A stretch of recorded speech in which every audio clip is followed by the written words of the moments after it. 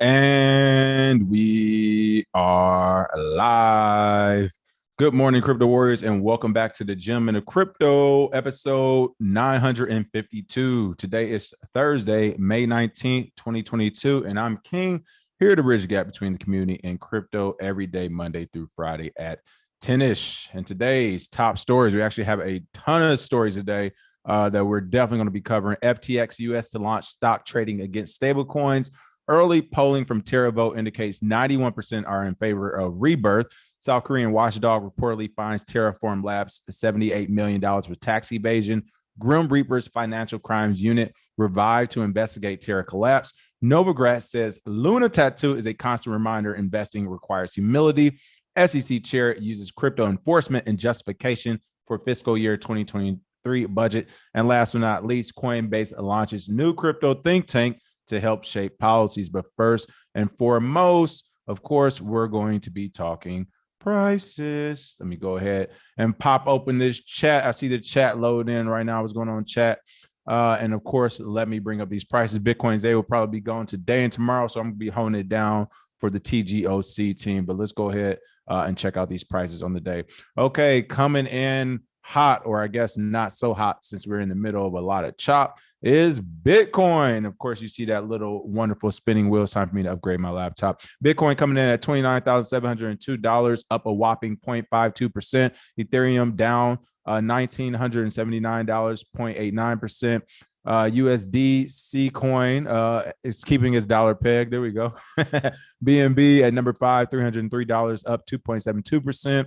Let's see. At number 9, we got Solana at $51.69, down 0.33%. And at number 10, Dogecoin at 8 cents. Woo! 8 cents, down 0.95%. Dogecoin to dollar, though, right? You just mad because you ain't getting this money, son. I know. Check out the masterclass. You'll see what one of my Dogecoin pumps actually look like on this side of the fence. Okay, biggest gainers. We got MetaPay up 1,599%. Meta Cyber up 818%, and Fairy Forest NFT, which sounds like a hilarious name to me, is up 758%. So I guess if anything says Meta on it, it's like an automatic $3 tip going. So it's like $2 at the horse races in San Diego. There's a $2 minimum to bet. If I see a Meta or Doge, Elon, Floki, anything, I'm throwing my $2 on that bet. The world of degeneracy. Okay. Let me go ahead and give some quick shout outs before we get this show rolling. It's a long show. It looks like I am running too many windows because I see myself lagging, but it's all good. What's going on? S1 Dubs, Antonio, Wendy, JB, Allen, Williams, what's the word? Takis, Virgo, Captain G, KB, Todd. Good morning, everyone. And goodness gracious, the chat is not super lit right now. So I wonder if that notification went out. I'm about to check my email myself right now. And it looks like it did. Okay, cool. Top story of the day. Let's go ahead and jump into it. A lot going on. FTX US to launch stock trading against stablecoins. That's right. FTX stocks will allow retail investors to fund their accounts with fiat-backed stablecoins like USD coin via the FTX US crypto exchange. Major cryptocurrency exchange FTX is moving to equity trading with its United States-based subsidiary FTX US launching a stock trading platform. West Rim Shire Services, the owner and operator of FTX US, another company here. I'm going to look this up real quick. I'm going to save this in my notes. We need to look up. I want to look them up. Where does Sam get this paper from to get started? Everybody been pocket watching Sam like, yo, where you get that money from, man? A lot of companies want to know. But they announced on May 19th the upcoming launch of FTX Stocks, a stock trading service offered directly through the FTX US trading app. The new stock trading platform will feature trading and investing in hundreds of US exchange-listed shares, including common stocks and exchange-traded funds, so ETFs. But one of the primary features of this one will be the first platform to ever allow retail investors to fund their accounts with fiat-backed stablecoins like USD coin. This option is enabled via a partnership with the FTX US crypto exchange, providing an alternative option to default deposit methods in the US dollar, including wire transfers, credit card deposits, and others. All right, here it is, folks. So I am trying to today. Okay, so people didn't get the notification. I figure a lot of people didn't get the notification because, because the chat isn't super lit. Usually it's super lit as soon as we start. But here's the thing about this, people, and this is why I made this a story. It's not necessarily FTX doing it as much as the story of itself of it happening, which is going to be huge news. I've been teasing this now for about 4 weeks, 3 to 4 weeks. I keep telling you all institutions are coming, okay? Now, of course, I'm not going to throw anybody else's business out there, nor am I going to mess up the possible business that TGOC could have. But what I will say is, and behind the scenes, we are talking to and working with a couple of different institutions out there. Like this is happening right now. People, it's been ongoing for a few weeks now between Bitcoin's and myself. There's a couple of different conversations we've had with some large institutions, people. So this isn't us possibly or maybe telling you, this is us trying to give you this signal right now. Like, yeah, it is some big institutions coming into this environment. And the reason why I reiterate that is because while FTX did this first, they're not going to be the only ones doing it. Again, I'm not going to throw any other exchanges business out there, but hopefully within the next month or two, we'll see another very large and reputable exchange doing the exact same thing, which means to me, and to be fair, I didn't even know FTX was doing this. I heard of another exchange, another popular and big exchange who's going to do it as well. They're trying to be the first ones. It looked like they just got beat out. So I'm assuming this second exchange will launch theirs again within the next 4 to 8 weeks. So they want to stay competitive. But the point is, this is real. This is happening. The merger is happening in front of our eyes, people. Crypto exchanges, banks, stocks, they're all going to be one thing. It's literally going to be one thing. It's happening in front of us. We've seen it along the likes of Cash App. Now we actually have exchanges doing it with FTX. Again, another one is coming down the pike for sure, like 100% sure another one's coming down the pike, not a maybe. So you'll have in the next few months 2 exchanges who allow you to trade stocks using stable coins. People, keep thinking that this, I just had this conversation again with that same institution. It was, the table is split in half. Half the team's on Bitcoin and crypto, the other half isn't. And as I told the other half quite bluntly, I was like, look, this isn't me asking or talking. Like, I'm here because we're talking business. I'm not here to convince anybody to do anything. As I told them, I'm like, your institution has me here. Every other institution is calling on people in the space. This thing is happening. You all just told me this other exchange is going to launch a stock trading thing that you're going to do things with. Like, this is happening, people. So the merger is happening in front of us. We will now see the traditional market and this new modern crypto market eventually merge as one where you can use your stable coins to buy a percent of your Microsoft stock. You can use your different cryptocurrencies eventually to possibly go in and out of stocks or to trade new things. This will be merged into one thing. And this is kind of what the government wants as well, because if it is merged into one thing and there aren't these separate, well, this is crypto over here and this is the traditional sector over here. If you merge it into one, then you can start forming regulation of policies to enforce everything across the board instead of using those 1920 and 1930 things that they've already been doing. So expect to see more of this. I'll be talking about more of these institutions coming in toward the end of the show when I go over Coinbase and what they're doing. Again, there's other people doing it too. So I'm here to tell you in the wave of the flag, this is not me guessing or thinking. There are actual institutions coming in. Last 3 or 4 weeks since I first mentioned it, we've had Fidelity enter the space since I mentioned it. We've had Goldman Sachs enter the space. Of course, both of those doing crypto RAs. Again, the same, let's just say the same place that I know who's trying to launch the stock trading wants to do the IRAs as well. Again, which is why we haven't really promoted here. Now you have FTX doing this. And again, I'm telling you, there's another large exchange coming hopefully in the next month or two that will be doing the exact same thing. And I pretty much guarantee after FTX and the second exchange does the stock trading, you'll start seeing that become the norm. It'll be the next time a big exchange launches or something new comes. If you can't trade stock and crypto on it, people are going to look at you like you're old, you're crazy, you're a dino. So be on the lookout for that. All right, a story that, believe me, when I tell you, I am tired of covering. I never knew I was going to have to cover it this much. Even when I first called this scam, the only reason I covered it to begin with is because the Warriors were so hyped about it. And people kept asking us to look at it. And I looked and I was like, it's a scam. Since then, I haven't been able to stop covering it. That's right. We're talking about Terra again. This is going to be in the news for a while. This is the biggest, the biggest loss in crypto for many people since, for some, the 2018 crash, since BitConnect, since some of these far off scams, since Dogecoin to $1. This is the next big thing. So again, this early polling from Terra vote indicates 91% are in favor of rebirth. Despite the overwhelming approval of the proposal as of Wednesday, many Terra users on social media suggested the network burn its LUNA tokens.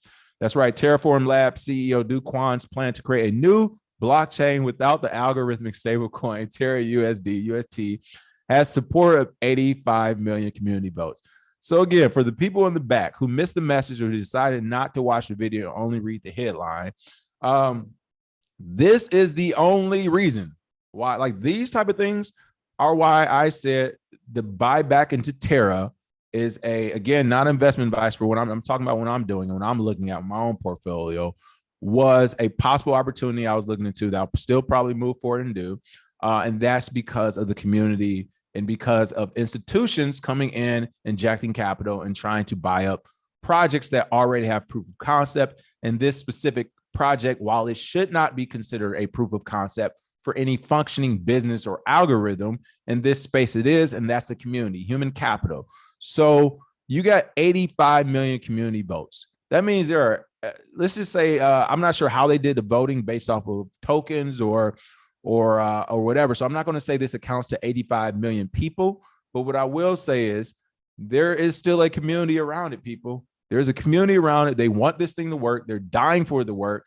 And again, this is crazy to me that you'll even listen to this guy talk about creating another new blockchain. Didn't I tell you all? Oh, once the magic wears off over here, hold on. Wait, don't. Whoa, we got something new over here. Like, they always got something new. This time you're going to do it without the algo stablecoin, which you probably should have did to begin with, or what you really should have did was figure out how to build on Bitcoin and do whatever you want to do with your community.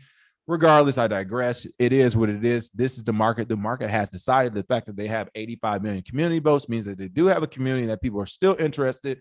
And because of that, they're still trying to make this work. Again, I'm not saying this thing is going anywhere. What I am saying is this is a super gamble for me. And I'm looking at this thing pumping another 30 to 50% one day. I'll be happy, right? I'm not looking at this going back to $10 or $100 or even $1. Honestly, is far-fetched. Like, people should be happy with this thing getting back to 2 cents, a penny, right? So, but again, even at a penny is still a very big return from where it's at right now. I mean, a lot of people already saw that small return when essentially it went from what, like 500 and something Satoshis, wherever it was at, or excuse me, like 2,800 Satoshis back up to 18,000, wherever it was at. So it is a possibility for that. And again, the only reason I'm even looking into it and banking on it is from the community, because I think they'll shuffle enough feathers and make enough noise to where someone will come in and save all these people, not with the hopes of actually saving them, but with the hopes of stealing that human capital to pivot it to another project. So this was a proposal open to the Terra Luna community on Wednesday. More than 91% of votes at the time of publication were in favor of rebirthing the Terra network. I mean, goddamn. I mean, and I said GOT, G-O-T, because I don't use the other one for those who all get mad at me. But this is crazy to me. Like, literally, like, you can't make this up. This is how hard-headed it is the overall quote-unquote crypto community is. Instead of going to their Lord and Savior Bitcoin, they're still saying, nope, let's try to rebirth this bad boy. What are you rebirthing? What are you rebirthing? I already saw Binance come out, BNB come out. That's what CZ was really doing. Binance and BNB already came out. Smart Chain said, hey, for all those projects, and here's the reason why people want to rebirth it. They're saying that the Terra blockchain has all these dApps and projects people were working on, blah, blah, blah. They were very immature, just like most of the blockchains with their dApps are immature. They haven't been stress tested at all. However, people still like this and they want it. And that's why they're trying to rebirth it, saying, hey, we still got all these dApps. But then here comes CZ, Binance, BNB Smart Chain saying, you all don't need to rebirth Terra. You can actually rebalance, remove, pivot all of your dApps over to the Smart Chain, BNB Smart Chain. So first of all, for BNB and Binance, that was a smart play by them to reach out to the community. But I'm just giving you the reason why I think that they're actually trying to rebirth this. But again, this is crazy to see. Roughly 85 million out of 93 million, with up to 284 million votes yet to be cast. The proposal needs roughly 188 million votes in favor to pass before the window closes on May 25th. So we are coming up on this pretty quickly. At the time of publication, the biggest validator to come out and support the proposal. They talk about the different validators. But I want to go about this proposal. The governor's proposal, Kwon drafted on Monday, called for a new chain named Terra, not linked to UST, using the token Luna. The old blockchain will continue to support residual UST holders and operate under the name Terra Classic. For those who don't know, this is how Ethereum basically was started. Not necessarily with the same type of dip, Their DAO essentially was an exploiter, something up to the tune of $150 million. They were trying to figure out, hey, do we freeze it? Do we get the money back? How do we make this work? And they decided to fork the Ethereum blockchain in order to restore the funds and move forward as if nothing happened, which is why we say Ethereum is pretty centralized, whereas the real Ethereum is actually Ethereum Classic. Now, here are the wins of this, the possibilities of what could happen. So the date we know we're eyeing is May 25th as far as the voting. If you start to see those votes accumulate, and it looks like it's going to go past 188 billion or million, what they're looking for, then to me, that is a very bullish indicator on something will happen as far as movement. And again, I'm not expecting miracles, but literally the dumb money is here is so stupid that any movement appreciates the price for whatever reason. But in addition to this Terra Classic, something else that may happen, of course, would be an airdrop. If they do actually fork it and they do a snapshot and they freeze however many Terra Luna tokens you have to the new tokens under the new blockchain, they should reward you with an airdrop 1-to-1 or wherever that number is. So essentially, while your Terra Luna is only worth 50 cents right now, you could get an airdrop for another 50 cents. That's right, a whole dollar. Buy you as many Swedish fish from the penny store as you want with that one. Detroit, you know what I'm talking about. But again, this is Duquan Terra government's Prop 1623 to rename the existing network Terra Classic, Luna Classic, and rebirth a new Terra blockchain, and Luna is now live. Again, people, and this is what Bitcoin Zay was talking about when he was saying, hey, your 3 to 5 minutes of a deep dive is someone else's hours. Like, this is why I said I didn't need to do hours of a deep dive. I've seen this. I just mentioned where I saw it at before with Ethereum, like not just Ethereum. I've seen it with a few projects that have their wherever Classic and then been forked. Like, this is how I looked and said, this is a scam. I saw the playbook. I know what's going to happen next. And shout out to Duquan and Terra if they can pull it off. Again, yeah, the dumb money is in. Bitcoin is never going to be the savior, the greatest. All these other altcoins will be. And they're following that. It looks as though they're going to be following that. So again, we'll track this effort. Here's someone else saying vote no for the Terra Luna version 2 fork. Vote for burn proposal. Essentially, the two things that could happen with this is they can fork it, as I just mentioned, making a new Terra and a Terra Luna Classic, or they could just burn the tokens they have, which a lot of people want because they're saying supply and demand. If you just start burning Luna tokens, then the price will naturally rise, gradually rise, because the demand will rise. Now, this is what's false about that. But again, this is dumb money. So I get what they're saying with price and demand, supply and demand. But the reason why that technically wouldn't work is because you're still not doing anything. So what is a Luna blockchain that just failed and the tokens are being burned, so there's not as many. But what can you do with this blockchain? The answer is still nothing. I know people will push back against me, but the answer is still nothing. But since this is such a speculative environment and there's gambling going on, they're thinking, hey, if you burn it and the price goes up, then people will just buy back into that $100 mark and just hope for the best. Whatever. Both of these really don't matter because they're on the Terra blockchain. However, if you're looking for that gamble, these are the gambles. They're either going to fork it, give you an airdrop, or they may burn it, and your tokens may go up in value. Or last but not least, what I think that may happen, if they can keep all this community talk going, all these votes going, and all this noise happening, then they could get a capital injection from some type of institution. That's what I think will actually happen. Will be the best thing for them. But it's a few things, there's a few more stories out there that may stop that from happening. So I'm gonna go ahead and jump to these stories in a second. I'm gonna check the comments. Here's the Terra proposal details for those who are Terra Luna holders who are interested in voting. Wow, that number went up since yesterday. It looks like since this article.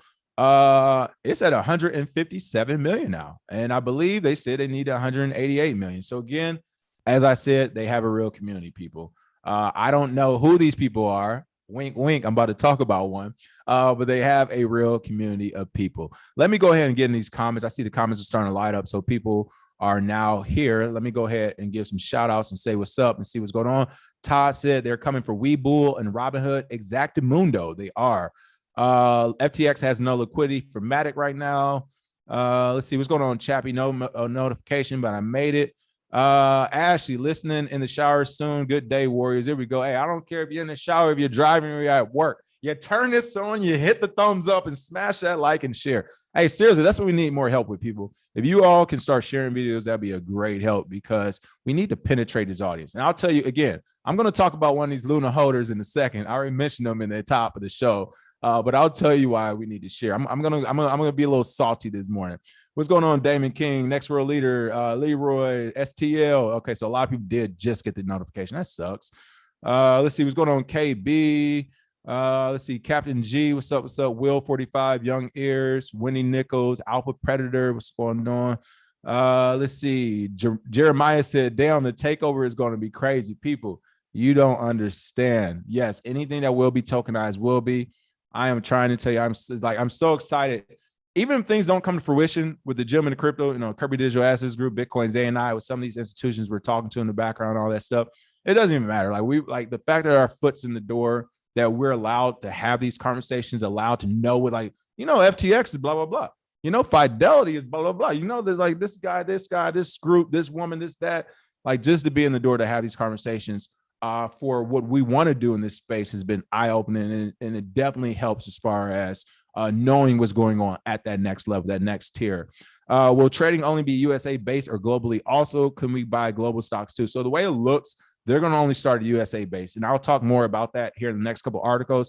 The reason why are going to have to do with regulations. Essentially, every government is a gang, people. Some gangs are better than others, but for the most part, they're pretty much gangs. So like all gangs, they want things done their way. So right now it's going to be USA based, mainly because of that regulation, taxes, who gets what money when, how this works. But I do see this thing going global. We will be borderless. That is the power of cryptocurrency as well. TOP Cash, thank you. TGOC, best crypto show on YouTube. There we go. Let's see. Only the real estate. So just like stocks, most of the coins will be trash investments. LOL. Of course, you already know that. Come on now. Let's see. Luna is more than UST, said Duquan. Yeah, he trying to shape that narrative. What is the benefit of using a stable coin instead of the US dollar to trade stocks? So it's about friction. It's more about friction. They see a younger audience, people like myself, to be honest, not even saying young, I'm getting old. I'm kind of turning old here right in front of your eyes. But if I were to go to stocks, yeah, I'd rather use crypto or stablecoin. I wouldn't want to go to cash if I can avoid it. And that's one of the primary reasons why I'm out of stocks now, that and the low APYs they have at this point. So yeah, for people like me, if you were to say, hey, you never need to go back into cash, you can use your crypto, swap it to a stable coin, and still get into the stock market if you're interested, I would see that as a benefit personally. So I'm with that plan, actually. I think that's pretty smart. Let's see. KB said, of course, 91% want a rebirth. They are ashamed. They got rubbed. And that's my point. Alapio said rebirth, so they admit it's a dead project. That's my point. It's dead. They want a rebirth, and the only reason why is for money. It has nothing to do with the technology. Like, you don't hear anybody talking about, we were just working on this great DApp. If Terra blockchain shuts down, then we won't be able to launch XYZ. Then we won't be able to do that. Like, you're not hearing that talk. You're hearing burn tokens, fork it, something to get us our money back, our value back. So that's why I see projects like this, and I'm like, all right, yeah, this is some BS. Not saying you can't make money on BS, but it is BS. Only the real estate, so they're looking for that rug pull 2.0. That's going to be the funny part. If they actually launch the Terra, whatever, or burn it, and then they rug pull everyone again 6 months later, it is going to be like, y'all really don't understand how this works, huh? USDD is offering that 60% return. LOL. Yep. Ocean's going to be covering that as well. Let's see. Okay. All right. I'm scrolling down. What else do we have? People want to move off fiat, dirty fiat money, period, and go straight to crypto. Exactly. That's what's happening. Big O says not a smart contract. I know that. What happened with the smart contracts talk? Did I mispronounce something? I don't know. All right. Let's see. 11 Super Mario. Oh, okay. I got you. Okay. Let's see. Jeremiah, what's going on? The chat is always hilarious. Kendra, know what I'm talking about, that penny candy. There we go. Todd, no, I was waiting to see who caught it. The penny candy. Listen, penny candy store. I used to go in there, get my Swedish fish. I get my Sour Patch Kids. Give me some lemon heads, maybe a Twizzler or two, and of course, a giant spicy pickle, all for like $4.39 or something, people. All right, we hitting them up. Oh man, that was a good old days. Good old days. Oh, they're saying there's still people saying they think they can't build on the Bitcoin blockchain. And that's the problem right there. People are looking at Bitcoin. Oh, it's too hard, too much work Takes too long. Guess you can't build on it. And I guess I'm just going to start XYZ Terra blockchain here on the side. Like, yeah, that's kind of weird to me, but whatever. I get it. I get it. You got to have that control. All right, we're still talking Terra here with these last few stories. South Korean watchdog reportedly fines Terraform Labs $78 million for tax evasion. That's right. So listen, this is what happens. You think, and this is what I mean by that top 5 and top 10. It's like it is not. It seems good from a price standpoint and evaluation standpoint once you hit that top 5, top 10. But that's when the real issues come. That's when the stress tests come. I mean, honestly, I haven't paid attention to it, but let's go back and see how long was Terra LUNA actually in the top 10. When did it get in the top 10 and how long did it stay? I highly doubt it was past 8 to 12 weeks. And that's our point, people. Like, that's when the stress test occurs. According to South Korean corporate tax laws, foreign registered companies are treated as domestic if the decision-making process and operations are carried out from the country. This is my issue with the gangs around the world, the gang governments around the world, and cryptocurrency. Crypto is borderless, people. However, they're still saying, hey, if your laptop operated here, you took some of our energy here in this country, in this border, then you owe us. And the slippery slope about that is that while South Korean would say that, you can have someone like the US say, hey, you had US customers, you owe us another 78 million too. Russia, oh, you have Russian citizens on this thing? Hey, we're gonna need at least 50. Ukraine, you have some Ukraine during a time of war? Hey, we need 25. Like, every country could do this. Believe me, it's so easy to find the red tape or to find the one little string to pull to say, oh, you got this one customer, well, this customer did this and this, that, and they have a business. Like, it can get super crazy. So I'm already against this type of stuff to begin with. But Terraform Labs and co-founder Do Kwon continue to attract more legal trouble in the wake of the collapse of the Terra ecosystem after early reports of a possible congressional hearing. Of course, if you all haven't heard of that, it looks like some, and I didn't cover this. I saw some people in the chat, in the Discord, tell me about it. I also saw the news. It looked like some paperwork had came out from Terraform Labs, essentially saying that they had dissolved the company as early as April, so on, right before this big rug pull essentially happened, maybe even making it seem like they were in on it. Now, it looks like the tax man in South Korea is saying, no, they dissolved that to try to get away from paying us. But either way, reports did come out where a congressional hearing was trying to reach out from, I believe it was South Korea. They were reaching out to Terraform to say, hey, you all need to come in and sit down with us. I'm not sure if it was actual South Korea, but I know a country reached out, was like, hey, you all need to come sit down with us and talk about what happened. And then, of course, we'll be talking about the Grim Reapers Financial Crimes Unit going after them as well. That's kind of piggyback to the story. But according to a report published in Neighbor News, South Korea's National Tax Agency has slapped the Terraform Labs and its co-founder with a $78 million or $100 billion won penalty for tax evasion charges.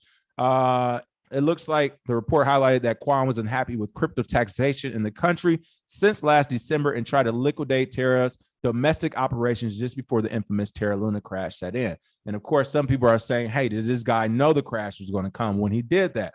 Terraform Labs reportedly first came under the radar of tax authorities in June last year on suspicions of evading corporate and income tax. The investigation into Terraform Labs and its various subsidiaries revealed that the company was registered in the Virgin Islands as well as Singapore. Although both the subsidiaries were registered abroad, the place of actual management was South Korea itself. When they say the place of actual management, I'm assuming they're saying that these companies were registered in other places, but Do Kwon lived in South Korea type of deal and operated it. So according to Korea's Corporate Tax Act, the place of actual management is considered for tax purposes than the registered country. If that's the case, then why do you need to register outside the country? Like, this is crazy, and it's distortion, but whatever is what gangs do. I'm not gonna get into all that.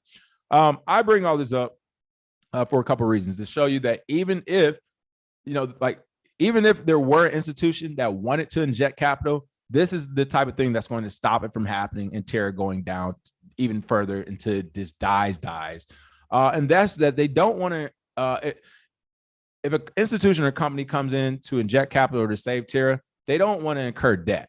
And this looks like you may be incurring debt if South Korea presses upon this. So things like this would make institutions step back and say, yeah, nope, community or not, we're not about to pick up $78 million because we'll be the payoff, unless there are almost certain they can build this thing back up to like a $5 to $10 fiat USD valuation. And then within that time, of course, they'll get their money back with the overall market. But they're not planning that. This will be a big L. Second thing is, I wonder how South Korea came up with this $78 million number. And the reason why, people, I'm learning this right now again, and behind the scenes, I've been talking to different institutions, working with institutions. And with that came lawyers, right? I got to talk to lawyers, figure out how a lot of corporate things work that I never had to go through myself, nor do I know anyone personally. Actually, I tell you, with the exception of one or two people, I don't know that many people personally who have been through the type of conversation I'm having with some of these institutions, because it's just massive people. And one of the massive things I found out as of recently were tax laws in conjunction with businesses, whether businesses are merging, being acquired, all this different stuff. And this is something called a phantom tax, where essentially, let's just say you got the gentleman of crypto here not doing anything, blah, blah, blah. We're just doing our daily show. And then all of a sudden tomorrow, Coinbase or even Terra, somebody says, hey, gentlemen of crypto, we want to work with you, we want to buy you out, whatever. And this is we're going to do this for $10 million, right? I signed a contract, $10 million up front. Boom, we got resources. We really about to pump this media channel out 24/7, right? Well, guess what? Literally the next day, I owe taxes on that $10 million, people. That's the way it works. It's called a phantom tax. So I don't even know. And that's the short version, summarizing it. We got tax experts in the chat. They can tell you more about it. But essentially, I'm trying to figure out, was this a tax from money being made, from capital raised, or was this a tax based off the valuation, based off of Terra going to $111 at its peak? Then you're saying off this peak price of $111, you owe this $78 million of taxes. So that's my question when it comes to South Korea. How are you actually taxing them? What are you taxing them on? Because just the fact that they shot up so quickly in price, that could be how South Korea is actually talking about what they owe, which would be super unfair, people.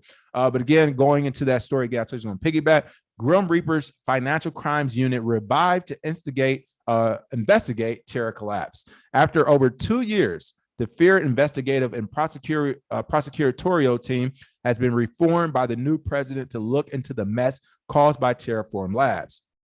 Legal troubles are mounting for the co-founder of failed Terra crypto project, Do Kwon, as the South Korean government revives the dormant Grim Reapers of Yoli. I don't even know this. I'm going to try it, though. Yoi-do to investigate Terra's fall. The special investigative and prosecutorial team consists of members from various financial regulators and is designed to prosecute securities fraud and unfair trading schemes. So here's the thing, people. They're going to find something. Why? Because I don't care what country you're in, what you've done, right, wrong, or in the middle. If a government, of a government-funded team of various regulators from different agencies who all know the law way better than you and your lawyers, and have more resources than what you probably couldn't afford for a lawyer, if they all come together to look under the hood, again, I don't care if you're driving a 2022 Ferrari or Tesla or a 1940 whatever Pinto. If they look under the hood with that many people, they will find something. Why? Because no one or nothing is perfect. So again, this is where I start to get into the whole extortion thing. Now, why did the Grim Reapers come out? Well, the Grim Reapers came out because a representative from the team told SBS News that the Terra case caused severe damage to average citizens, which led us to designate this as the first investigation. That's right. People ran to the government. People hate losing money in this space, and they run to the government to get help. But the issue I have with this, even for Terra, is that if you actually research these projects, if you actually look at it with an unbiased and objective eye, you're not just going into these projects to make more money, to me, Terra was a layup. You should have saw it. You should have saw it. You should have saw it. I don't feel bad. This is your tuition. This isn't the time to run the governments around the world saying, hey, we need help with Terra now. And again, this is another reason why, while you're trying to get your money, like, people are doing too much. And this is the problem. You got half the group want to fork it. You got another part of the group want to burn it. You got another part of the group want to go to government and get help. You're doing too much. If you really do want some of your valuation back of what you lost, you definitely should not be going to the government, because if they do hit them with a $78 million tax, if they do say we're going to penalize you, arrest people, and the government's going to overregulate and really press down on you, then that institution that's looking on the sideline right now, who's thinking about jumping into it, they won't. One thing they're not going to do is, again, take a $78 million loss and have the South Korean government breathing it down their neck, all because they wanted to reinvest into a dead project because of this human capital. You're going to kill those who like Terra, who are going this route with it, or any other project who go this government route with it. You might as well forget ever getting your money back, because this is going to way it's going to work. Even if the government were to get the money back, they're going to need help. They're going to need private consultings. They're going to need some of those. I got the name in my head of those big auditing firms. They're going to have to hire one of those big 4 auditing firms that's always in the crypto news for auditing shit. They're going to take their money up front and on the back end. The government's definitely going to get their money that they seize.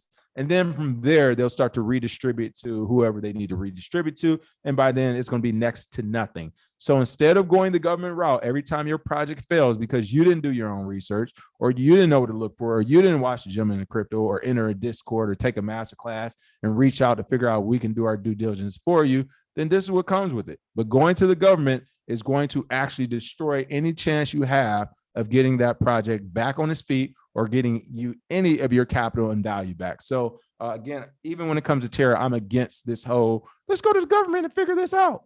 No. It's called reading white papers, reading the code, watching a million content creators on the project, watching content creators that agree with it, watching content creators on the fence with it, watching content creators who hate it. Watch it all and figure it out all before you just start pumping into these projects, or you take the L, you learn, and you keep it pushing. You don't take the L and get to calling people and come on, you're just crazy. Let me go to chat, see what you all think about it as well. Antonio said FTX will probably acquire Robinhood. Last week, the CEO of FTX acquired a 7.6% stake in the company. This week, there's news they will add stocks. This isn't a coincidence. They would try to buy Robinhood. Yeah, I think they may try to buy it or do something with it. But my thing is, I don't know if they actually want Robinhood to utilize or want Robinhood to just literally kill. Sometimes you'll see companies acquire by other companies just to kill them off, to say, nope, that competition's gone. This is where you're going. So with Robinhood, they can get a percentage into it. They already got a stake into it. I wonder if that gives them the data as far as user data. Because if that does, and they can just onboard those users, but if that isn't enough to get them user data, I agree. I can see them continuing to push, because I mean, with Robinhood, no offense for those who are on it listening, but this is going to be kind of your fault. For a place like FTX or any other company to acquire Robinhood, they're doing it because they know they have a lot of dumb money. And here's what I mean. Robinhood has already stopped trading before. Like literally, they stopped trading at optimal times, the whole GameStop, AMC. You can't transfer your crypto off. So they own it. Like Robinhood is as centralized as it gets, and people are still using it. The volume is still going up. New customers are still being on board. Now, to be fair, some of those new customers don't know these things, right? They're thinking it's a great platform, whatever, but by and large, it's dumb money. So if you have an FTX, a crypto company who's looking for dumb money, oh yeah, you go get Robinhood. Whether you buy it or you get that 7.6% stake and get that customer data, which is really all you really want and need from it, you go after it. So I'm with you, Antonio. I can see something happening. Jake said they're definitely going to allow this stablecoin stock trading. They want to hit folks with taxes so bad. That is true. Todd, that's exactly what it is. Mergers and acquisitions are in the works for the crypto space. If you're a lawyer, you may want to get into mergers and acquisitions ASAP. It's big money in there. I didn't even realize how big the money was there. Let's see. Chabby said, fork it. I want my cash back so I can get my Bitcoin. Keenan, I wonder if Luna did this on purpose because the fork news sounds so worked out beforehand. Right. Who knows? Let's see what else we have. You said, Big O, didn't I teach people Bitcoin isn't a smart contract? They're going crazy. Everyone has different, Bitcoin is a protocol. I mean, it's a protocol. Everyone has different ways of describing stuff. The best way I've just been describing it is as a technology. I'm just trying to keep it super basic. I compare it to a calculator. I say it's a new technology that makes things easier, just like a calculator helps you do equations. Bitcoin just lets you send and receive value without a third party. It's literally just a technology. So I just try to keep it simple like that. But yes, all roads do lead back to Bitcoin. A lot of people actually are building on top of Bitcoin. Again, we just talked about stacks. We're doing it. People were just talking about Alex yesterday. There are people building on Bitcoin, but call in tomorrow on Fuck Bitcoin Fridays, Big O, and we'll have a discussion about it. That way, we don't have to do it in the chat. We can have that discussion live, and I'm sure other people will call in and challenge or agree with you as well. So call in tomorrow. We'll have that link up tomorrow, and we'll be able to talk more in detail about it. Let's see. Somebody said Bitcoin Cash is going to make a move soon. I don't know if you're serious or joking, but pretty funny. Duquan is Bobby Axel from Billion Show. Nah, Axelrod was way better than Duquan. I don't know about that one. We got to give him another one than that. Let's see. What else we have? Terra giving free tickets to Magic Carpet Ride.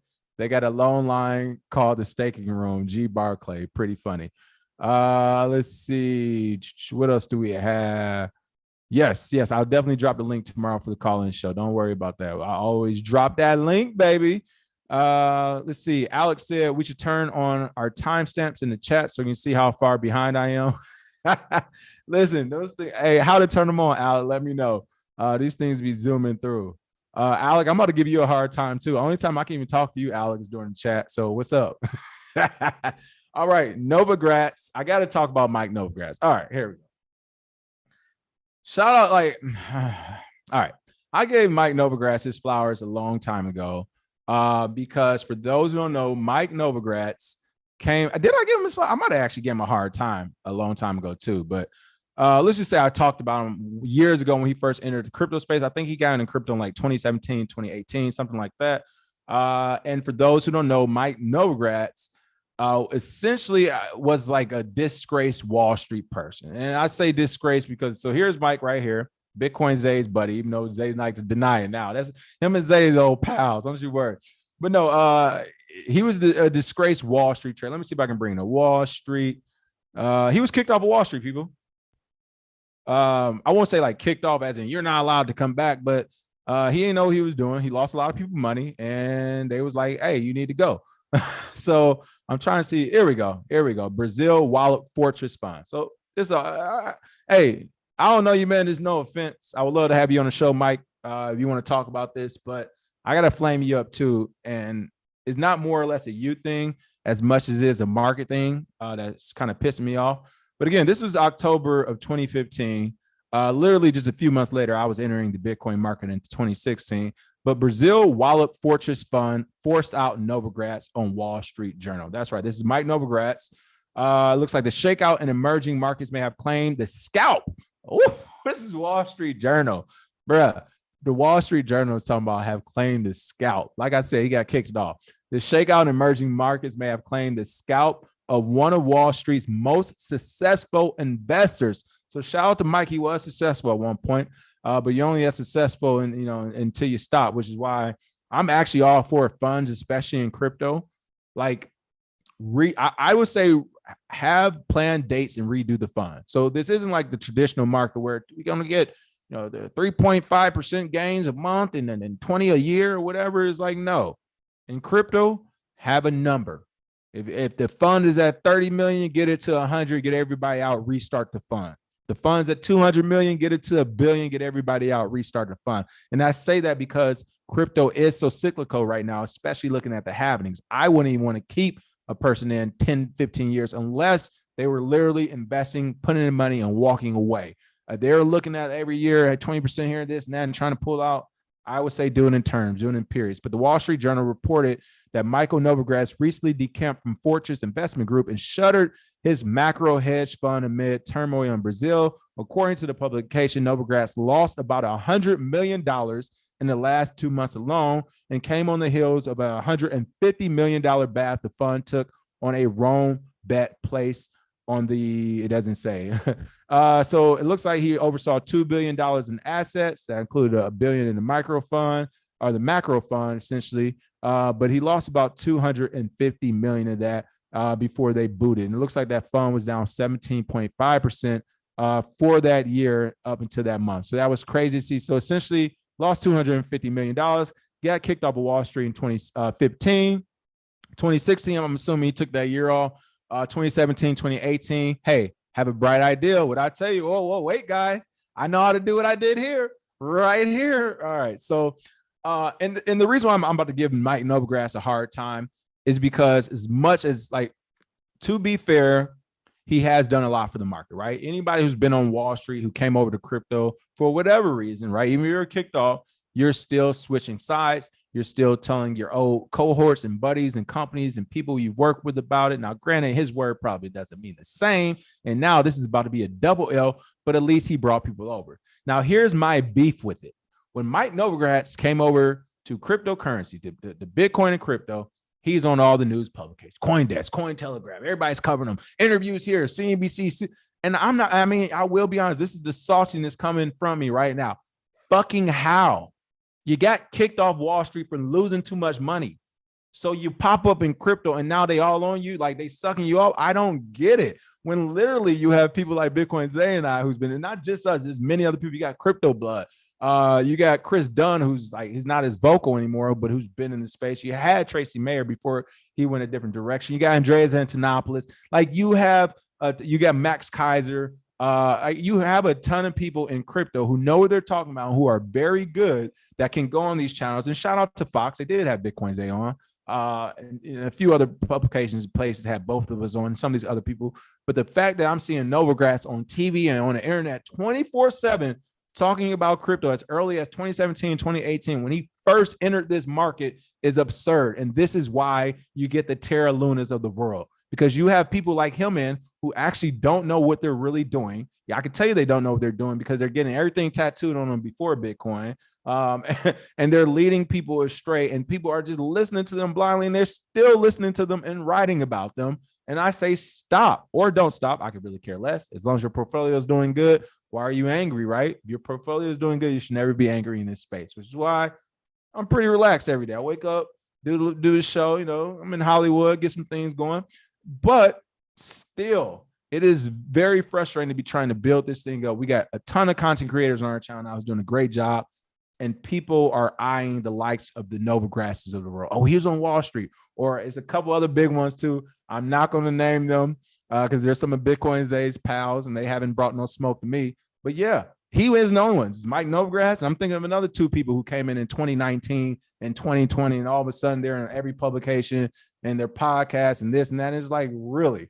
So we're listening to the people who don't know what they're talking about. That's what's up. And that's why I don't feel bad, once again, about the terrorists. Stop running to the government. You're choosing your heroes, and your heroes have terrible track records. All right. So, hey, keep choosing your heroes. But again, we're talking about Mike Novogratz. Again, lost that $250 million in 2015. Got kicked off of Wall Street. Took a year or two to wander around. Came into crypto 2017, 2018. Everybody made a big fuss. He always in the news stories, talking, tweeting, all the good stuff. But yeah, that's Mike Novogratz. And I didn't cover this the other day. I've been told about this about 3 or 4 times. I haven't covered this story yet because I truly could not believe it. I literally, the same reason why I looked at Luna before and didn't publicly say anything, because I couldn't believe it. So same thing with this story. When I saw this story, I truly could not believe it enough to even cover the story. I said I wasn't covering this until this is real and this is a thing. And then as soon as I saw Mike Novogratz make statements and comments on it, I'm like, you really did this? Like, this is real? For those who don't know what I'm talking about, Novogratz says Luna tattoo. That's right. This guy got a Terra Luna tattoo.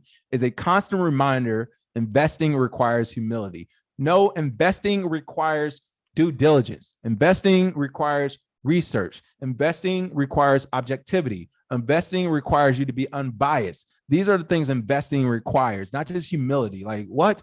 Not going away, he says. Mike Novogratz said, despite being permanently humbled by the recent Terra collapse, the crypto industry will continue to grow. And again, Mike, if you're listening to this or anybody gives this to him, this is not to pile on to him. However, it is what it is. And I am frustrated because it's like, yo, you are the person who's getting human capital, capital directed to you. People are listening to you, have this big Twitter following, and that's my fault. I'm not on Twitter. But it's just like all signs are pointing to people, not only Mike, but of what you represent, people like you who are coming with capital or coming with these resources, but don't know what the fuck they're talking about. I mean, it's really just that simple. It's nothing personal. You just don't. It's like, remember the Titans when our old boy was getting beat by the receiver, and they want to take him out. He's a white guy. For those who don't know, remember the Titans is a American football movie back in the racial times. America, black kids, white kids went to the same high school for the first time ever. They need to play football. This white corner is getting beat, and the coach's daughter, who's white, she's like, "Hey, he's just getting beat. That's all. He's just getting beat." She's like, "We don't want to take him out for the black guy, but he's just getting beat. We're not doing this. It's not personal. He can't cover that receiver." That's all I'm saying about Mike and some of these other new people in the space who have a ton of people following behind them. It's like Elon Musk, Dogecoin. He's just getting beat. Like, it's not personal. He's just getting beat. So again, Mike Novogratz, the billionaire founder of crypto asset management firm Galaxy Digital, has told us, and honestly, I want to know how much they lost. Because if you're a billionaire hedge fund asset manager, and you get a project tattooed on you, what was the percent of your assets under management that went to that people? If I'm getting something tattooed on me, oh, you better believe like it's some commas and some zeros behind that bad boy. So for him to actually tattoo a project, I want to know how much you lost on it. But again, he has told his followers that his Terra LUNA inspired tattoo will serve as a reminder to remain humble in the world of venture capital investing. That's right. Again, I didn't believe it when it happened, but following the fallout of the recent Luna Terra USD meltdown, Novogratz penned an open letter on Wednesday. So yesterday, again, people, I didn't cover the story until he started talking about it. I wasn't going to cover this story if he never talked about it because I didn't believe it. But he penned an open letter on Wednesday telling his followers that, quote, "My tattoo will be a constant reminder that venture investing requires humility," end quote. Here's my thing, too. Dude's a billionaire, or they say or whatever. Like, bro, you didn't took a big L on Wall Street. You didn't took a big L in the crypto space. Like, take your money and retire. Go off into the sun, or even better, take your money and come holler at KRBE Digital Assets Group in the gym in the crypto, and we'll show you how to flip that if you're really trying to flip it even more for whatever reason. But if you are truly a billionaire, especially even after this Luna fiasco, what are you doing, bro? Like, stop it. Stop with the assets under management. Start building, start create a company in the space, do something. But I'm not sure why you're even putting yourself at this type of risk. Like, to me, this is Young Thug. You're a rapper with millions of dollars and you want to go back to thugging. Hey, bro, you got billions of dollars and you're going back to gambling because going to Luna was a gamble. But again, it was on January 5th that Novogratz first showed off his wolf-themed tattoo to his 461,000 Twitter followers in an enthusiastic demonstration of his support for the now collapsed Terra ecosystem. So January 5th, this is what we're going to do right here. You know what, people, when I'm by myself, you know what happens. Sometimes I get on a tangent. I guess this show is going. We're about to start up our TGOC clips channel, so hopefully we can start putting more clips there. You won't have to watch the whole 40-something minutes if you got to run around, but we got to do this today. So January 5th, you know what I'm about to look up right now. I'm looking up prices. Terra LUNA, we're going to January 5th because if the price reacted to that news, then I don't feel bad. I mean, it's really that simple. January 5th, let's go to year to date. All right. January. Okay, so it's still in chop around that time, so I won't pile on him too much. January 5th, it was at about $85 or so, $85. So it looks like after his tattoo news, it actually did dip a bunch. But okay, so that's fair. I was going to say if that price pumped off the tattoo news, I was going to say well deserved, folks. But here's a tweet with someone saying there's no way that is you. And again, I didn't even believe this as well. Here's Mike Novogratz with a Terra LUNA tattoo, people. I tell you. Literally, that was in January, and we're in May.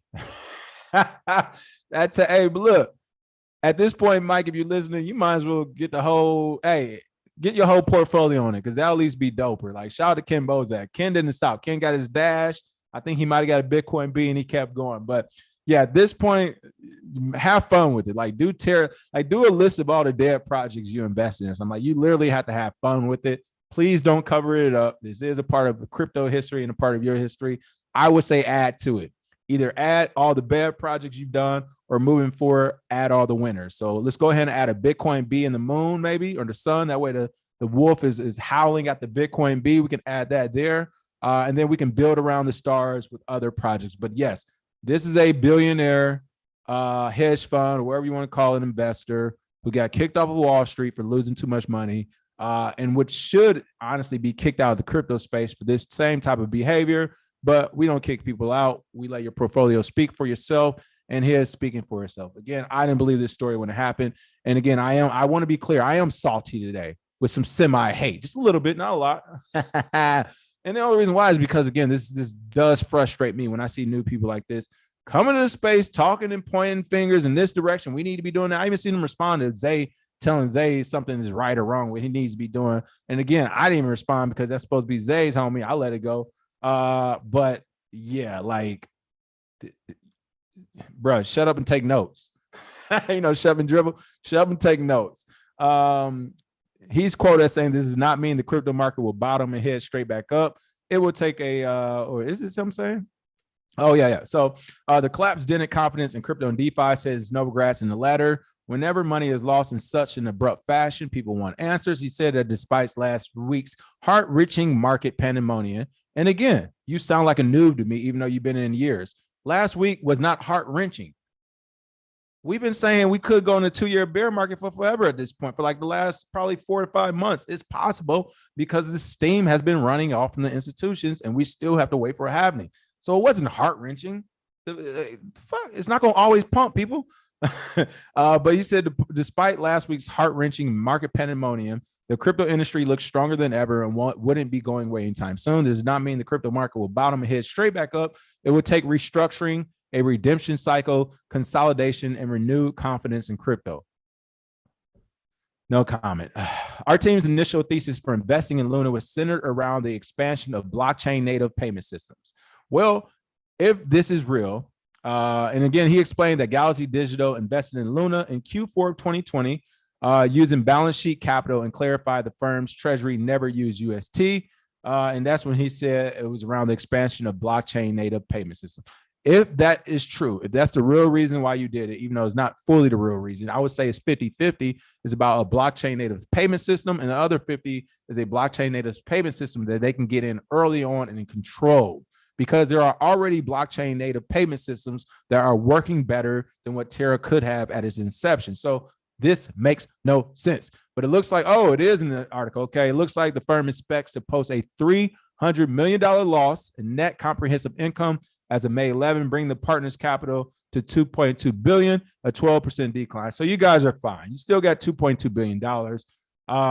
I personally will put it all in Bitcoin and either leave it alone, pay people back, and dissolve this so you don't even have this headache anymore, or keep doing what you do. Look for the next project. Hey, you win some, you lose some. Terra could be a $300 million, 12% loss. I mean, what could you have bought with 300? Like literally, you could have bought a blockchain native payment system that's already built for 300 million in this space. But whatever, keep gambling, because yeah, you could get a $300 million loss one day, and with this type of capital, you could be up $600 million the next. So I'm not going to tell this guy how to do his trading strategy. He hasn't called me because I definitely would charge him.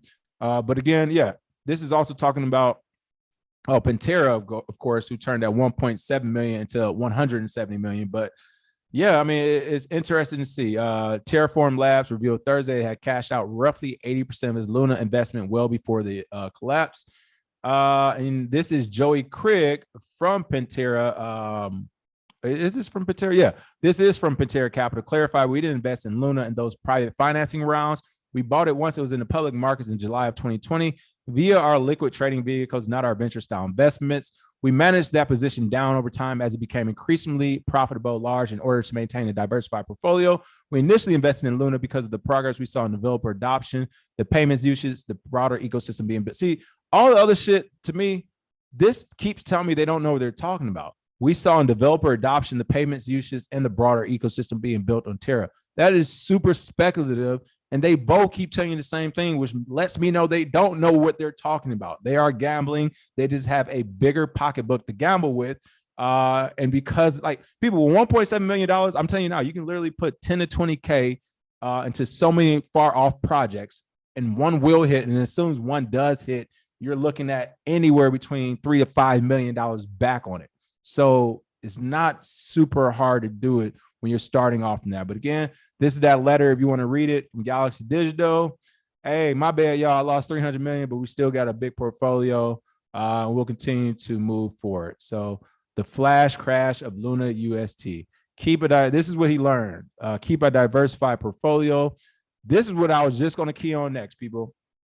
I want to go to this chart. I know I'm spending some time on this because this is incredible to me. There are literally billionaire hedge funds who don't know what they're doing in this space. And we're talking about dumb money like it's just a retail market. So he said he got in 2020. So, oh my goodness, beautiful time. Let's say you got in, November 20. So you tell me you got in at 40 cents and you've been holding the whole time. Like, people, listen to me very clearly.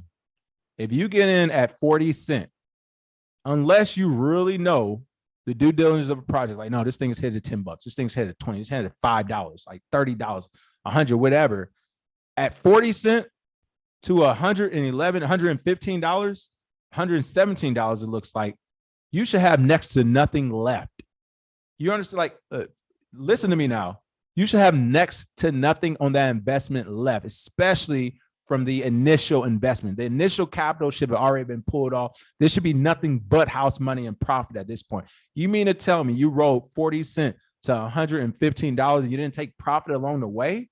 And you have $1 billion of assets under management? Like, this is why you were kicked off Wall Street. I refuse to believe this is even true. I truly hope he took profits along the way, because if you didn't, this is my point. These are the new people. And it's not just, I want to say this other name so bad, but he hasn't brought smoke my way. So I'm going to let it be. But he's not the only one. There's like 3 of them out right now who came to this space with money, came to this space from Wall Street, came to the space from an institution, who started up tweeting and podcasting, and everybody's following. And the whole time I'm looking like, I haven't seen your expertise yet. I haven't heard your expertise yet. The things you say to me seem like you don't know what you're talking about, but everyone is following you. So literally, I hope this is, you had to take profit. 40 cents to $117, you had to take profit. Have a risk management framework. Again, you're just now realizing you need a risk management framework in cryptocurrency. Okay. Whatever. Understand that all investments happen in a macro framework. I don't even know what he means by this. So, he said they did do all of these with regards to our investment in Luna. Okay, there we go. All right. Let's see. He said they did all, but he didn't say how much he took off the table. I don't know, people. Regardless, even if he were to have taken the majority off the table, the fact that you got this tattooed on you says more than what your portfolio could ever say. This is crazy to me, but hey, keep following all these new guys and gals in the space. I'm sure they will lead you to water. The gym and the crypto, we're just some small YouTubers having some fun, people. Let me go ahead and check out the chat before I get to these last 2 stories. Goodness gracious, I was on my soapbox today, man. I didn't mean to go that long on this, but I couldn't help it. I really could. Oh, Mark Cuban. Oh, what did they say? He was gonna throw him a banana. Mark Cuban and his Titan Finance. I wasn't even thinking about Mark Cuban, so that is another one. So in total, I'm thinking about 4. There's 2 other people. I'm not even gonna say one of the names because, like I said, people love them. It's one of Zay's pals too. I'll be polite. I'll be nice. As long as we never get on debate on the same panel together, then we're good. But if that ever happens, I'm about to flatline them the same way. G Barclay said, input Bitcoin as layer on any device or software if you can code. You've been measured by coders and no reply needed, probably, but I can't confirm or deny. I think that's some in-chat talk that's going on. Let's see what else we have going through these comments. The comments are scrolling in. Goodness gracious. Satoshi Slim said, I just got a fax machine tattooed on my chest. Check your beeper. I just sent you the code. You are hilarious. Let's see. Todd Max says, somebody need to be like, you didn't take profits. Come here. What hand did you do it with? Exactly. Give me a hand. Give me a hand. Let's see. Hope one hits. That's gambling. Of course it is. But when you're gambling with $2.2 billion, all you got to do is hope one hits. And oftentimes that one hits for them, especially in these bull markets. They think they're geniuses. They get their Twitter following popping. They get the TV shows and all the news stories. And then Terra LUNA, folks. Let's see. Michael Kenny said, I pull that initial investment as soon as it doubles personally. Normally, I won't even wait that long before I'm pulling profits. Exactly. So for me, it does depend on the project. I will say that if it's a project I've done a deep dive on, I've been researching, I expect greatness from, then I'm not pulling, right? Even if you go 100%, I'm saying, nope. I expect just like, let's say if I have a price point in mind, I know the valuation of this product, like, oh, you got all this stuff and people don't know, like this could easily go to $2 or $3. Then I'm gonna stay until I see something close to like $1.90. Then I'll start $1.75, right? However, on my normal day, like if it's a regular one or whatever, people like, we got to stop being greedy. I keep telling you that. If you, especially if you're dealing with a lot of capital, and I want to say a lot, let's say relative, you're dealing with 5 to 10K, which some of you are, 10%, 15%, 20%, pull out, relax, revisit it, let it pump, let it dump, let it do whatever it does, go back. Okay. It's okay to miss out on the space. There will always be something new in this space because this is a very new and immature space. So be happy. People, if you get 15% on one day, come on, like be happy. You know what I mean? You can't go crazy. Let's see. Cryptonomics. I'm a Doge supporter, have been years before Elon. So I'm with you, Cryptonomics. I used to be a huge fan of Dogecoin. Actually, the only reason I stopped being such a fan was because of Elon Musk. But yeah, Dogecoin works, people. And if you only look at Dogecoin as a cryptocurrency that works, that you can send and receive, learn about, and all that, then it's perfect. The moment we started going to Dogecoin to $1 is when it became imperfect, because you're not now looking at the technology of it working and using it. You're just like, hey, let's keep throwing capital and see what happens. Let's keep gambling. So I'm with you, Cryptonomics. I've been a Doge supporter, which is how I was able to, reap some of the things that happened with Doge, because I had already been a supporter for forever on the low. So for sure. 11 Super Mario said, keep spinning that Luna block. Hey, we smoking on that Luna pack. You already know. Let's see. What else do we have? JG Wetworth. They could have held like Mikey Mike. They didn't. They took profits, learned from Terra. There you go. Captain Kurt said, wait, you said you can take 20K on several projects and easily hit several million. Did I hear you correct? Are you a billionaire then? 20K, no money. No, I'm not saying me. I'm saying for those who have the $2.2 billion of assets under management, they can afford to throw 20K on multiple projects and only one hit. So that's what I mean by it. Let's see, Jake Fever, thank you for the tip. Smoking that Novogratz pack today. You already know it. Wendy Nichols said this should teach people to stop being headline readers. No, reading headlines is just too easy. You got to read the whole article. You got to listen to information and figure. No, I just want to read the headline. Let's see. Peer legacy groups and most of these Wall Street fund managers are simply well connected. They're no better than the average retail trader. That's actually true. They base a lot of their trades off information. They're able to get early information because they work with regulators, policymakers, so on and so forth. Darren said that tattoo looks like trash for a billionaire. Yeah, Eric said that tattoo didn't even heal before Terra failed. That's hilarious. Let's see. Too many stories to tell. Say I rewatched the episode where I called Luna a scam. Those commenters were triggered as hell, but they're so effing quiet now. And that's my point, people. Like, at least be able to, like, I came back on my Digibyte call. I remember made a Digibyte call right before Elon first started his crypto foray. And the call to me would have been a good one, but he flatlined it because capital started going in other directions before the market eventually kind of collapsed. But I took an L on that. I took a Digibyte L. So did some of the people who followed me into it. Well, that was a bad call. It wasn't a bad call because of the project and community. It was a bad call because, again, at the time, I think the next day or a week later, Elon came and just like crashed the market. But they do happen. But at least I doubled back to make sure, hey, y'all, hey, that was a bad one on me last year. Like, people out here capping. They out here making bad calls and deleting. Oh, my goodness. I'm seeing people delete tweets, delete whatever, delete this, delete videos. And it's like, oh, so this never happened. Like, this is crazy. This is crazy. Let's see. One thing I respect about Gabe Plotkin, Melvin Capital, he flat out said he sucks at trading right now and shouldn't have other people's money. After piling losses, Novogratz still think he got it. So that JG Wentworth, that's what I'm saying. Like, the guy Gabe came out and said, hey, this ain't for me yet. I'll be there one day. I do have capital. I have the ability to get capital. I need to learn a little bit more. Let's see. Luna Foundation guard Novo. Yeah, for real. Tell him to come holler at us. He got that tattoo for everyone else to buy into to Luna. He got that tattoo so everyone else can buy into Luna for it to fail so he could profit. I hope not. I hope not. Jasmine said lots of celebrity hype men in this space. I'm glad I found reliable people to listen and learn from. Jumping to crypto is number one. Thank you. Much appreciated. Listen, only time you get a tattoo is when you exit the market and the money's there. Like, you have the money. Like, you know what I'm saying? Like, you've bought the second or third house.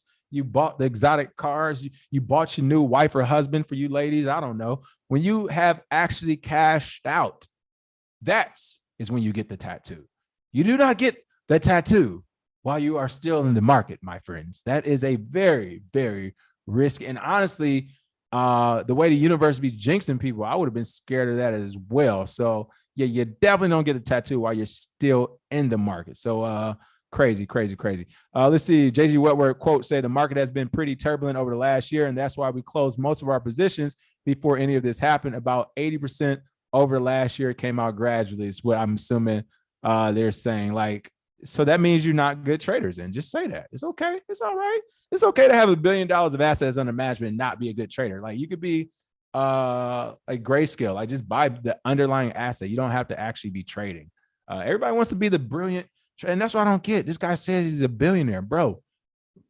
If I was a billionaire, people, I don't know, I would be in the market the same way, because that would be stressful to lose $300 million one day. Granted, you can make 600 back the next, but man, that's a tough one to lose $300 million. Like, that's going to hurt even the wealthiest of wealthies. Like, that's not just a drop. Like, you can, people, 300 million, he could have literally took that into 2 American cities and changed the cities for the better. You know what I mean? You could have had a whole army behind you. So I don't know. That's my thoughts on it. All right, let's get on with some more news. Something totally different. I want to cover these really quick. Wow, this is a long show today. It's all good. SEC chair uses crypto enforcement and justification for fiscal year 2023 budget. This is just another article of I told you so. You remember when I keep talking about all these task forces, keep talking about enforcements and budgets, and what do I keep saying every week? Follow the money. Follow the money. Oh, but Ukraine and the war in Russia. Follow the money. How much money have we sent over? I forgot. I can't say I'm going to get demonetized by the big G. How many times did the U.S. send money to the big U in the last month? I think 3 separate occasions. I think recently we just sent them another $40 billion or something. So follow the money. This is a great war, and beefing with people on a global scale is a great way to money launder for governments, people, if you don't know, and for the elite and wealthy when they can't push their money from the Federal Reserve to the WEF or wherever else they're going. So follow the money. Oh, all of a sudden the markets are tanking and all this is happening. We're going to bring abortion. We're going to get rid of abortion, right? Follow the money. Who benefits monetarily from getting rid of it or keeping it? I don't even know what's going on with it. Follow the money. And right here, I bring it up again. Follow the money. This is the reason why they want task force. They want enforcement agencies and all this. And I'm glad this article actually points it out. They even really pointed out. We're not trying to grow really significantly. Look, he even said it. We're not even trying to grow. But those resources, he's literally telling you, we're not trying to grow really significantly, but resources to grow at least 6% to grow our enforcement arm in this space, said Gary Gensler. This makes no sense.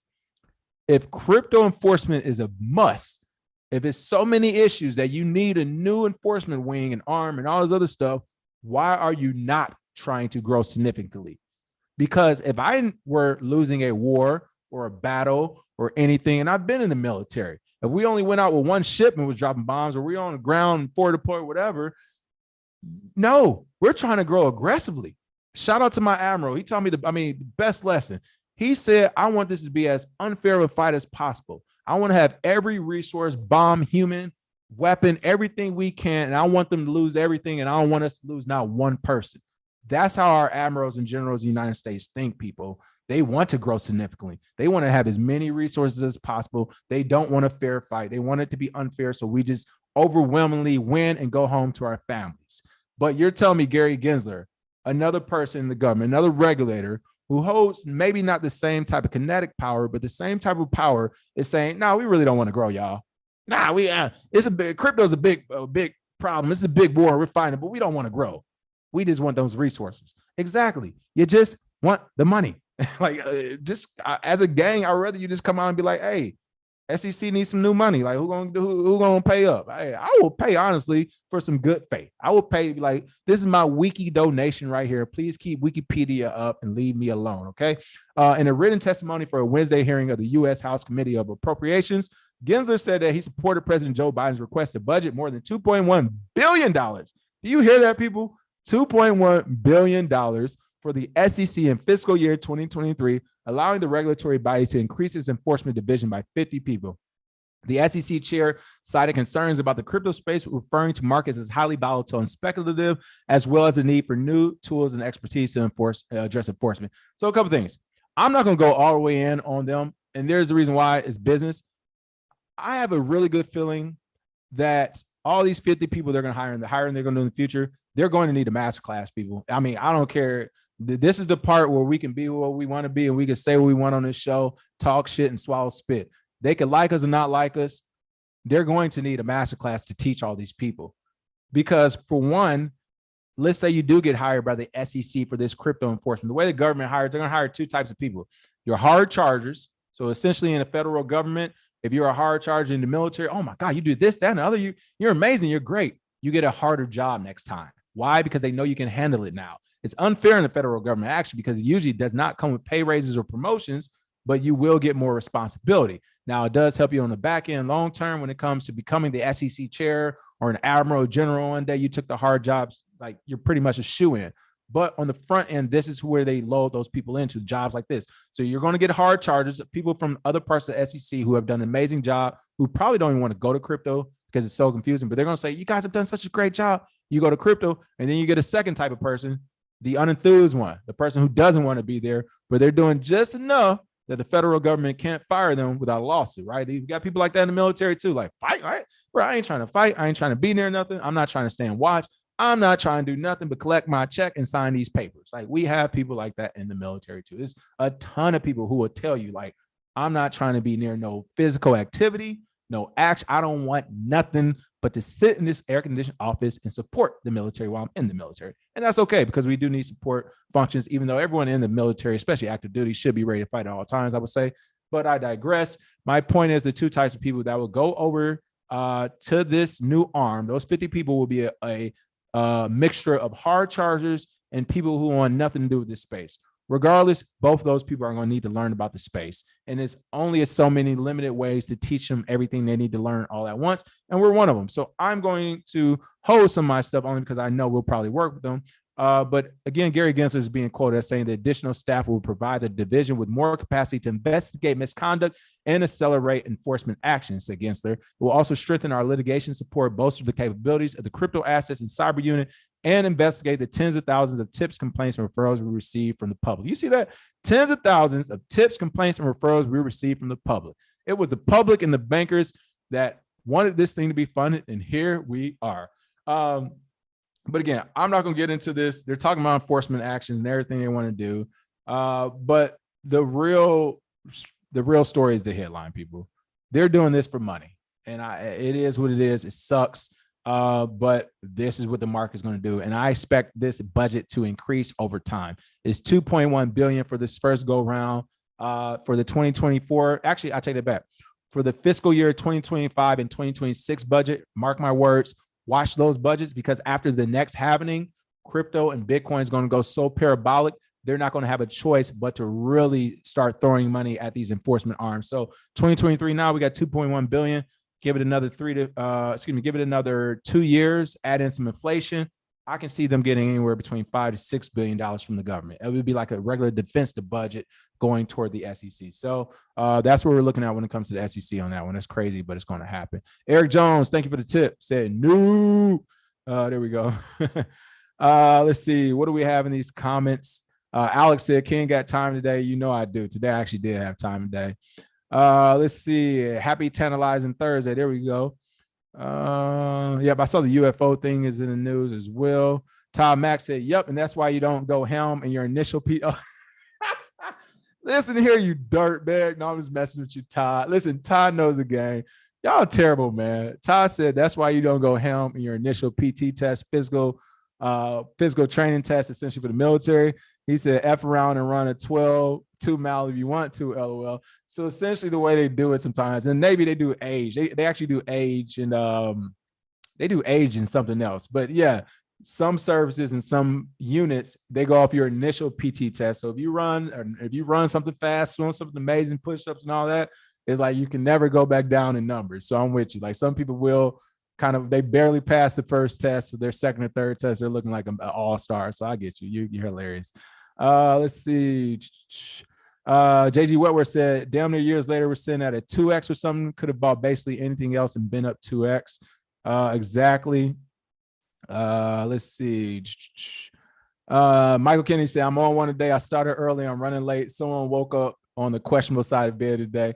I woke up there and I did, I did choose evil. I chose a little bit of evil today. It wasn't going to go down like that because Bitcoin's day was gone today and tomorrow. So I was going to do some short shows. But as soon as I started seeing the headlines, I was like, I mean, I can't leave this out. I can't leave that out. And last but not least, I can't leave this one out either. This will be a quick one, but I'm going to quickly cover it. Coinbase launches new crypto think tank to help shape policies. Coinbase's new crypto native think tank features an advisory board of finance and law academics from top United States universities and will publish original research to shape policies around crypto.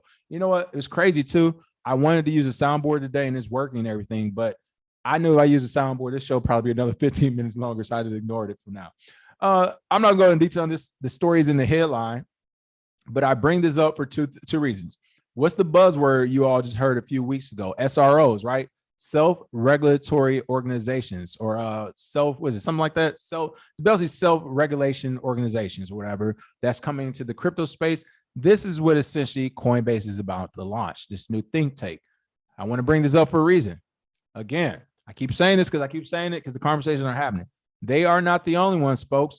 There will be other ones, and I'm encouraging institutions on the back end as well to start these, but I'm encouraging them to start them and to reach out to the actual community. I'm telling them, hey, reach out to people on Twitter who are enthusiasts, reach out to the YouTubers, reach out to the people on TikTok talking crypto, reach out to the community for community feedback. But this is actually happening. Coinbase is the first, it looks like.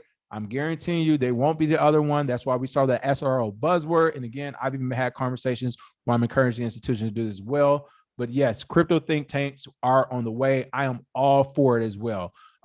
Again, this one will feature an advisory board of finance and law academics from universities and will publish original research to shape policies. Now, the only thing where my pushback is, like, don't just go to the university. Like, we have to stop just going to what we consider as the professionals, because this isn't the traditional market. You can't just say, I'm going to go, and I get why.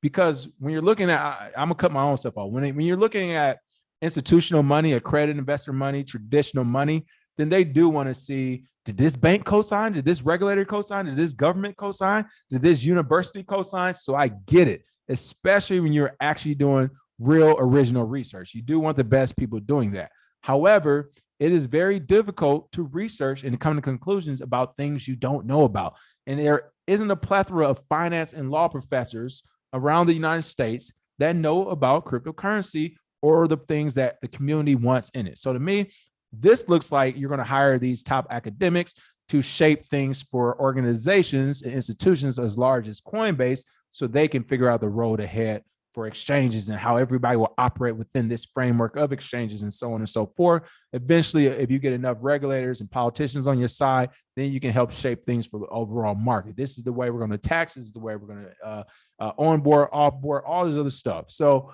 I think Coinbase is more or less doing this for themselves than the overall crypto market. But institutions who are listening right now, the one thing I'm telling institutions is that stop being greedy. You can do this the right way. If you're going to get a think tank, do it with a mixture of everyone. Get your college professors to do the research, but also in that think tank, have regular enthusiasts, have the people in these chat rooms, have the people on Twitter, have the people who have this track record and these wallets from 2015, 2017, 2018, 2014, where they actually know about the space and they can identify the problems that they're seeing, that they're having. And then you can do your research and come up with some conclusions about how we can not only solve those problems from the community, not just from Coinbase and the biggest heads of the community, but from the actual community members utilizing this stuff on a day-to-day basis. And then you could work with regulators and everyone else and figure out how to merge this together. But again, it's kind of a circle jerk right now. And the reason why is because of lines like this. The newly formed Coinbase Institute will also publish research on crypto and Web3. Well, guess what? I've been doing a deep dive on Web3 applications this week and the new social media and all this other stuff. It's early, people. It's too early.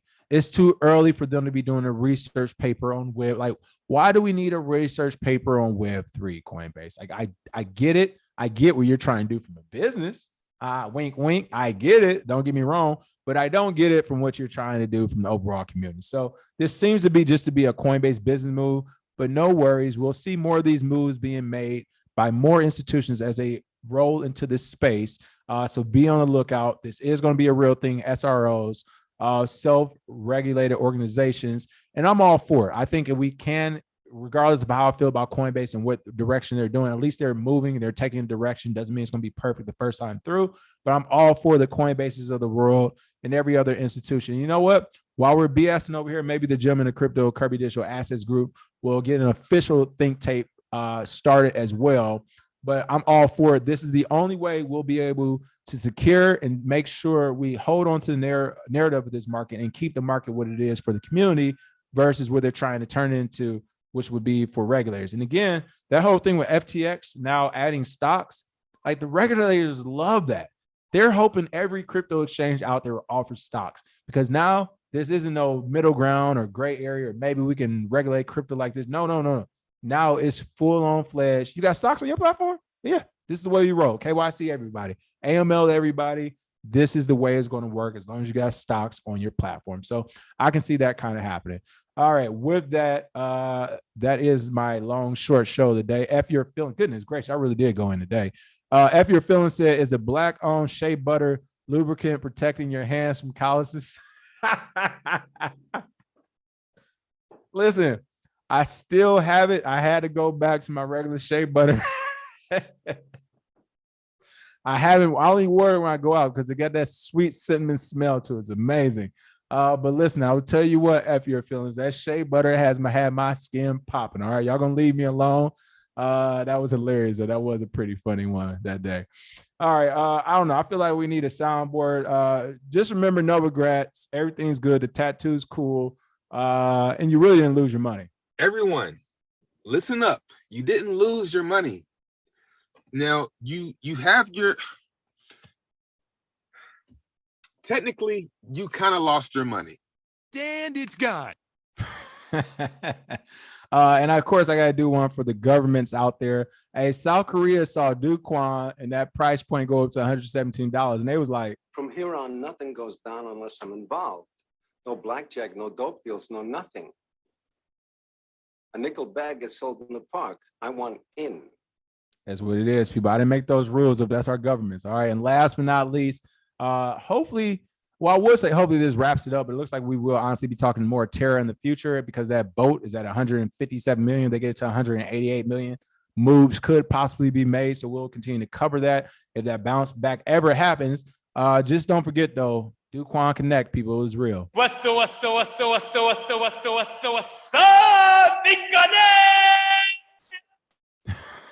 We gotta get one of those with Terra Connect. All right, last couple of comments before I call it a day. Let's see. When is Coinbase listing Luna? Hey, what if they did list Luna? Like that price will take off overnight. It'll be hilarious. All right, I think that's about it. I did a pretty long show. Smash that like and share. We will be back tomorrow. I'll be back tomorrow for Bitcoin Friday. Again, if I got anything wrong, feel free to call in. I'll put that link in the chat for Big O. If anybody on Twitter got smoke, come through it. If your mama, cousin, brother, sister, whatever, if anybody you know wants to call in, talk, debate crypto, whatever, feel free to do it. Of course, if you haven't already, check out that masterclass. It'll help you circumvent a lot of these. And this is what we say about masterclass. Hey, a lot of it you can find online. You do your due diligence and you start playing with these protocols and learn, but you can also lose it. And then you buy the masterclass anyway. So you might as well get the masterclass up front. Please smash that like and share, join, become a member if you haven't already. New shows will be out, not new shows, but of course shows be out today. Actually, I think one new one will be out. Shout out to Jake Fever. We're going to be premiering his show today. And then again, who else do we have? Stack that did the morning TA show. They'll have another show this evening, this afternoon as well. And I believe that is it for today. Oh, I forgot 6 p.m. PST. Check out Black Rule covering all things altcoins also. Smash that like and share, and I'll see you all tomorrow with some more Bitcoin crypto news. Cheers.